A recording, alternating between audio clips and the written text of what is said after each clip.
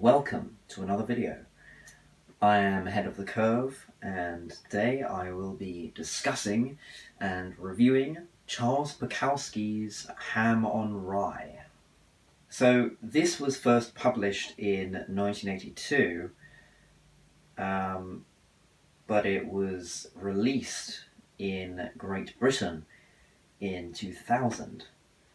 And something that already caught my eye even on the first page, or not even the first page, but before the introduction, was the subtitle For All the Fathers.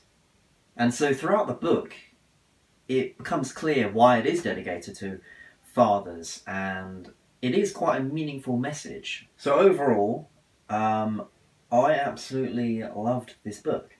I rated it 5 stars on Goodreads, and to be honest, it's not straight up philosophical in its prose. It's more, one word I would describe this book with is the word savage. Because admittedly, a lot of the writing is savage, and it's quite crude and devastating. And it's not trying to be those things on the nose, it's more telling things how it is. Ham on Rye is said to be partly autobiographical, and it is, but it's also apparently supposed to be a fiction. But it quite clearly appears to be a personal account by Bukowski himself and how he experienced his youth. And the main character of this novel is Henry Chikinsky, who grew up to be the legendary Hank Kaczynski of Post Office and Factotum. Now, I haven't read those other 2 books. This is actually my first time reading Bukowski. Now, one thing I will say before I get into the meat of the story and how it made me feel and such, one thing that is noticeable whilst reading is that it's very, very smooth. You know, the information, the writing as Henry goes through his life, because it goes through his years of youth and whatsoever up to the I believe present time anyway. And by the way, this is set in the early 30s, 1930s. But what I was getting at is that it isn't dense, it's more of a startling, devastating, emotional read that kind of attacks you. It militantly attacks you in many ways. It definitely did for me, to say the least. Now, I'm not going to go into spoilers, I don't think. And if I do, I will let you know, of course. Basically, it is quite clear that this young man is being beaten by his father for no apparent reason other than just to fill his ego, I suppose, and to show off how much of a man he is. And as Henry grows up, his dad continues to beat him thoroughly. You know, it's not some kind of light act. It's as I said, it's emotionally devastating because, you know, there's one thing to be beaten for a reason. You know, maybe even dropping something on the floor and smashing it. You know, not that that is a justification for beating somebody, because of course it isn't. But at least that would be a reason that somebody would use, right? But his dad beats him for no reason at all. And so throughout the book, there is so much suffering that is unjustified, and it really digs deep, because the worst possible endurement is of unjustified suffering. And we can see that whenever we watch animals being tortured or hurt, or even somebody who is being unjustifiably beaten, such as in this book. A big section of this book is Henry's life growing up through school, and he experiences bullying, and he himself betrays his past self by becoming what he hates. And I'll leave it there in that statement, because I don't want to spoil anything. But it is a clear case of nurture playing a profound role in the outcome of a young man's destiny.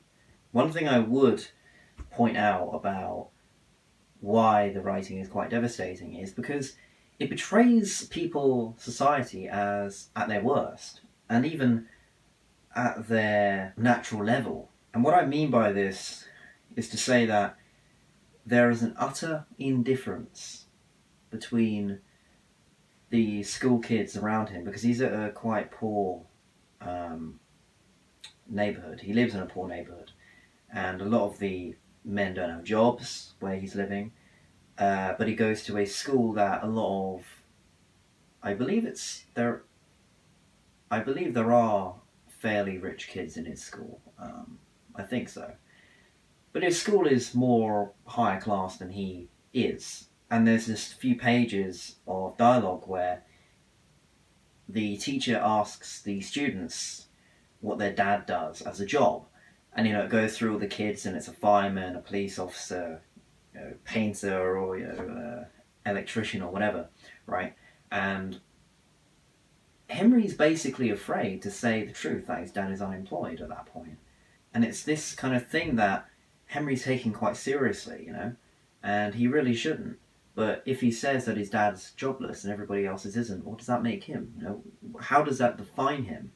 And obviously at that age, as probably a teenager at that point, he would feel embarrassed, even though the other kids may not care, let's say. And it's interesting because a kid, not him, but another kid, points out that his father is jobless. And by this point, Henry's already said something that his dad isn't. And Henry's like, why didn't I think of that? Why didn't I just tell the truth? And I suppose one big element of this book that, throughout reading is most prevalent is just how vulgar it is. It is a very vulgar book throughout, because, the other kids are talking about, violence and, all sorts of kind of unattractive things. And they are, as I alluded to earlier, completely indifferent, really, to violence, to even harming animals, as one of the lines of dialogue comes to. And something my friend GC McKay, another fellow YouTuber or booktuber, he pointed out, and this is something that I felt was really, really profound in the book. And so this scene was a cat being cornered by a dog, and the guys around Henry were pretty much laughing and finding severe entertainment out of this dog cornering the cat and subsequently attacking it. And when Henry walked away, he more or less turned on himself, because he questioned his own ethics and morality, because by doing nothing, you are in a sense encouraging it to happen. And so if you're not actively trying to stop it, which he did question it from happening, but he didn't go so far as to actually stop it from happening. And he didn't do this because obviously his reputation amongst his friends would be dismantled. And so to preserve his reputation, he didn't say anything enough to stop it from happening. But after walking away, he felt the guilt of allowing the cat to be tortured, essentially. And I really love this scene. Not in the sense that I enjoyed it or anything, but it was because the book isn't trying to be philosophical. It's not trying to make any grandiose claims, but it inherently is, because Henry's entire life, as written in the book, is something that is experienced every day by various people around the world. And they are victims of unfortunate circumstances. And basically the system is failing them and nothing's happening about it. There are those who will be successful because they have a background opportunity, and there are those who are not gifted with such circumstances or funds. And that is an injustice for everybody, because, not everybody is equal in that sense, but, can we get everybody to be equal? Well, that's a question beyond this entire video. But, utopia is an impossible feat, but it just goes to show that this kind of ethic, that if you work hard, enough, you can do well. It just goes to show that it's more or less a lie if you are not in the predisposition to take advantage of that principle. And I think another thing that is quite startling and ultimately very tragic about the story is that Henry in some way resembles his father, and he obviously doesn't want to, but whilst he is more intuitively smarter and self-aware than his father, he still turns to drink and he still resembles him. And I think this wasn't necessarily recognised by him, I don't think. But as the reader, you can kind of see the similarities between them. And another thing that my friend Jason McKay pointed out, which I want to say as well because I completely agree, is that the indifference, and this is the word I used earlier because it's profoundly shown throughout this story, and it's this indifference that the mother actually has towards Henry and his beatings. She is standing by and letting it happen, and I understand that she can't just complain to the police because on one hand they might not even do anything, on the other hand she'll be abandoned financially and she might even get beaten or worse.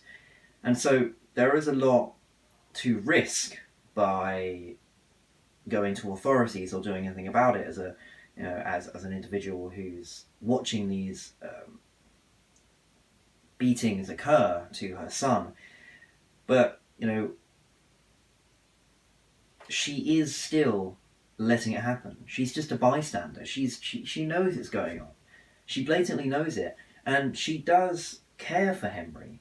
Towards the end, she offers generosity, and because I won't go into that, but it's financial generosity, and it is obvious that she cares for him, and the dad does as well in his own way. But I think, alluding to what I was saying earlier, I think it's this feel of indifference that hits the hardest.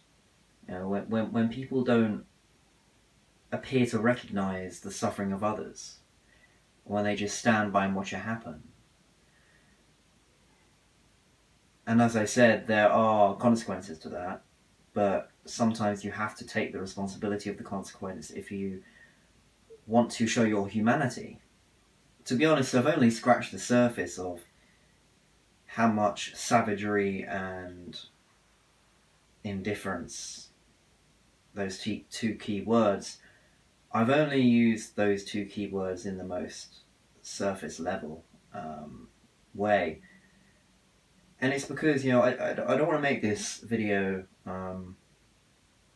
a spoiler review. I wanted to give a taste of what the tone is and some of the events that occur in this story. And above all, I just want to entice you to read it, really, because it's one of my favourite, actually. It's one of my favourite books, admittedly. It's extremely short. I did actually read it in a matter of days, like a few days, couple days, because I was so enticed with the story. So yeah, there is much more to it than that. But I would just say, just go and read it. Just go and read it. I think it's just an important text to read in general. The story is extremely significant in the regard that it's so relevant. It's a reflection of lower class citizens and how this capitalistic regime doesn't work for them, and how nurture really, really, really has a bad effect on the upbringing of individuals who have just been unlucky with their family members or those around them. But anyway, I actually did read this from watching Jason McKay's video, his book review of it. So if you wish to watch that, I will link it below. I really love his channel. It's great. Just really in-depth videos, and he was a big part of motivating me to do this, actually, to review books. But yeah, he motivated me to read this book, so I do thank you if you are watching. So with all that said, I hope I've in some way enticed you to read the book, or maybe to reread it, or if you have read it before, tell me what you think of it, what your analysis of it is, and what you think of Bukowski as a writer. Because I may buy more books from him, but I'm not sure yet, because I've heard a couple of his are iffy. But anyway, the links to my other social media, like Goodreads and my website and my Instagram, are in the description. And check out my Patreon as well. There you can view exclusive writings from me and exclusive videos, get your name in the credits, all sorts of things. So yeah, do check that out. So once again, thank you for watching, and I'll see you in the next video.